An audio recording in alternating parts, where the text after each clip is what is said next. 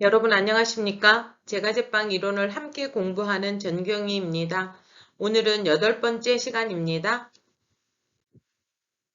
네, 굽기 실패의 원인을 살펴보려고 하는데요. 지금 저희 교재 49페이지를 피시면 되겠습니다. 이게 조금 글씨가 작아서 표를 넣기 때문에 조금 작은 용량으로 되어 있습니다. 너무 높은 온도, 너무 낮은 온도, 과량의 증기, 부족한 증기, 부적절한 열의 분배, 팬의 간격이 가까울 때 각각 다른 실패가 원인이 나오는데요.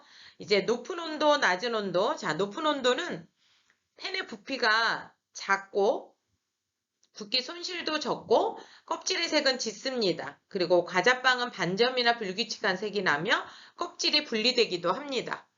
그리고 낮은 오븐 온도는 빵의 부피가 크고 굽기 손실 비율도 큽니다. 껍질색이 두껍고 퍼석한 식감이 나고요. 풍미가 떨어집니다. 그리고 구운 색이 옅고 광택이 부족합니다. 과량의 증기는 껍질이 두껍고 질기면서 수포가 생기기 쉽습니다. 부족한 증기는 이제 껍질에 균열이 쉽고 구운 색이 옅고 광택이 없으며 낮은 온도에서 구운 빵과 비슷합니다. 그래서 여러분들이 이런 걸 다 읽어서 억지로 외우려고 하시지 말고 그냥 이해하고 넘어가십시오.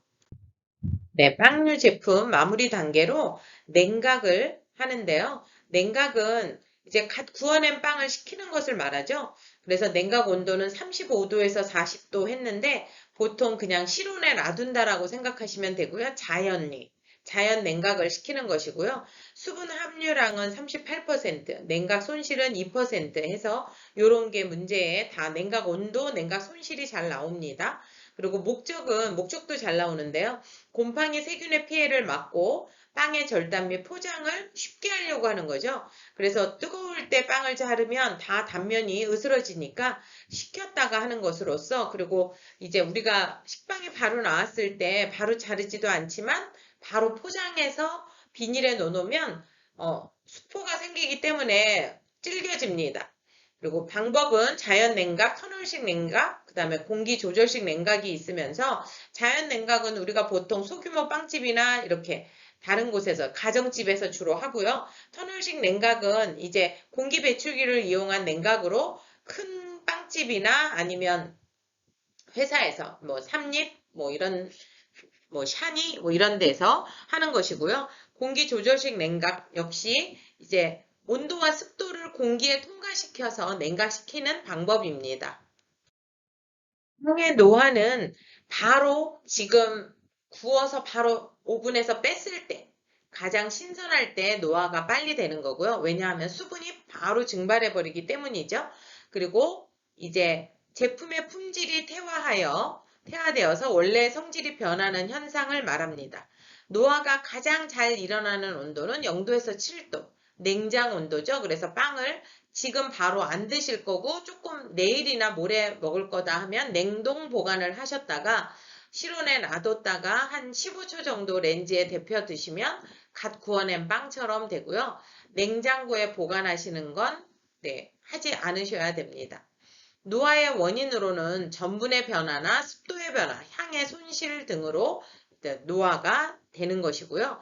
노화를 지연시키려면 냉동 보관, 마이너스 18도 이하 또는 당류를 첨가하거나 아니면 실온에 보관, 21도에서 25도 보관을 하거나 고급 지방산인 유화제, 모노글리세라이드라는 그런 유화제를 첨가한 것이어야 되고요. 아니면 양질의 재료를 사용하고 그 다음에 알파밀라제를 첨가하거나 방습 포장지를 써서 포장을 하면 아무래도 노화가 지연되겠죠. 그리고 설탕이 많이 들어간 것들이 노화가 지연되기 때문에 쿠키는 오랫동안 보관했다 드실 수 있는 것입니다. 제품의 평가로는 외부 평가, 내부 평가, 식감 평가가 있는데요. 이제 이 외부나 내부를 평가해서 상품적인 가치를 평가하는 것을 말하고요. 외적으로 평가하는 것은 껍질색, 균형, 부피, 굽기의 균일화, 터짐성, 껍질 형성 이런 것들을 보는 것이고 내부 평가는 안의 조직, 기공, 속결, 색상 이래서 아마 여러분들이 실기를 제출하면 실기 시험 때 완제품을 제출하면 감독관님들이 외형을 보고 다 평가하고요. 그리고 안에 잘라서 내부적으로도 보십니다. 그래서 기공이 어떻게 생겼는지 너무 비중이 높게 했는지 그런 거를 다 평가를 하는 것이고요. 식감 평가는 냄새나 맛으로서 한다라고 생각하시면 되겠습니다. 자, 제품 이제 결함인데요. 식빵류에서 자주 발생하는 결함은 이제 여러분들이 껍질색이 옅었다, 껍질색이 짙었다 이래서 그걸로 많이 나타내 주는데요. 껍질색이 옅었을 때는 부족한 설탕을 사용했고 그리고 오븐에서 거칠게 달았거나 그 다음에 이제 부적당한 믹싱을 했거나 효소제의 과다를 사용했거나 오래된 밀가루를 사용했을 때 그리고 굽기 시간이 부족했을 때도 껍질색이 옅습니다. 근데 껍질색이 짙을 때는 설탕을 많이 사용했거나 오븐 온도가 너무 높았거나 2차 발효실에 놓은 습도가 너무 높았을 때도 그러합니다. 그리고 빵 속에 줄무늬를 사용했을 때는 이제 덧가루를 너무 많이 사용하면 그렇고요. 그 다음에 이제 밀가루 채치는 작업을 생략했거나 중간 발효도 굉장히 건조하게 하면 줄무늬가 생깁니다. 그리고 이제 위에 마른 재료가 고루 섞이지 않았을 때 또한 줄무늬가 생길 수 있습니다. 옆면이 찌그러졌을 때는 지친 반죽을 사용했을 때 그렇고요. 2차 발효가 과다해도 그렇습니다. 그리고 빵의 바닥이 움푹 들어갔을 때 여러분들이 요거 잘 나오고요. 네, 이렇게 잘 나옵니다. 그래서 빵의 바닥이 움푹 들어갔을 때는 2차 발효실의 습도가 너무 높았을 때 그리고 진반죽일 때 그리고 너무 기름칠을 많이 해도 그렇습니다. 과자빵류 하면 단과자빵, 낱개빵을 말하는데요. 거기에서도 역시 껍질색이 짙었을 때는 이제 식은 반죽이나 높은 습도나 낮은 반죽 온도를 사용했을 때 그렇고요. 껍질색이 이제 옅었을 때는 지친 반죽, 너무 과발효된 것들을 말하고요. 발효 시간이 너무 과했을 때 이제 그런 색이 옅게 되는 것입니다. 그리고 풍미가 부족한 것은 이제 부적절한 재료를 배합했거나 저율 배합을 사용했거나 반죽 온도가 너무 낮았을 때, 반죽 온도도 너무 낮았을 때 풍미가 부족해집니다. 또 윗면이 납작하고 모서리가 날카로웠을 때는 미숙성한 밀가루를 사용했거나 지나친 믹싱을 했을 때도 모서리가 날카롭게 됩니다.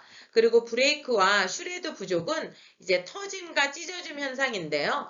이제 발효가 부족했거나 지나치게 과다했을 때 아무래도 터지거나 찢어지겠죠. 그러니까 너무 발효를 조금 했을 때 옆구리가 다 터집니다.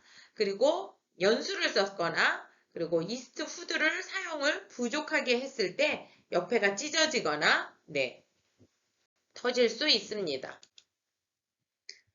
또 바닥이 움푹 들어갔을 때는 굉장히 잘 나오는 문제입니다. 여러분들이 요거는 꼭 숙지하시는 게 좋겠고요. 2차 발효를 과다하게 했을 때나 아니면 요게 잘 나오고요. 2차 발효 그 다음에 온도가 너무 높아서 그 다음에 지친 반죽을 사용했을 때 습도가 높았을 때 움푹 들어갑니다. 껍질색이 진할 때는 1차 발효가 부족했거나 설탕 사용량이 많아도 캐러멜화 반응이 일어나니까 껍질색이 진하겠죠. 그리고 오븐 온도가 너무 높아도 그리고 습도가 높아도 우리가 껍질색이 진하게 나옵니다. 표면에 기공이 생겼을 때는 발효가 부족하거나 진반죽일 때 그리고 습도가 너무 높을 때 오븐의 윗불이 높을 때 기공이 생깁니다. 윗면이 평평할 때는 과믹싱을 했거나 진반죽일 때, 이스트 후도가 부족할 때, 그리고 너무 지나치게 고율 배합일 때 윗면이 평평하게 나오기도 합니다. 지금까지 저의 교재 52페이지까지 수업을 했고요. 여러분들 많이 머릿속에 이렇게 다 숙지해 놓으신 거를 문제풀이로 해서 다시 다 상기하시는 걸로 해보면 좋을 듯 하고요.